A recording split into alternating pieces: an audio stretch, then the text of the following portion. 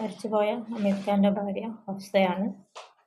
പിന്നെ NPCC കുടിവെള്ള പദ്ധതിയുടെ കൺവീനറായിരുന്നു മൂപ്പര്. നല്ല രീതിയിൽ കുടിവെള്ള പദ്ധതി മുന്നോട്ട് പോയതാണ്. അതിൻ്റെ ഇടക്കാണ് 2 പ്രാവശ്യം ആൻജിയോപ്ലാസ്റ്റി കഴിഞ്ഞത്.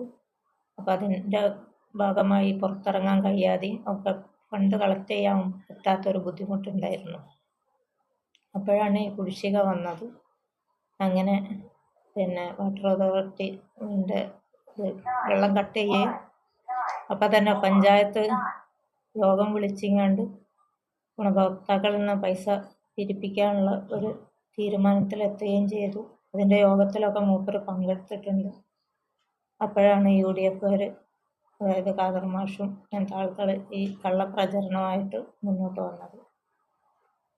പെരും കള്ളനാണ് എന്ന് പറഞ്ഞിട്ടാണ് ഈ ഖാദർ മാഷ് പ്രസംഗിച്ചത് പല സ്ഥലത്തും.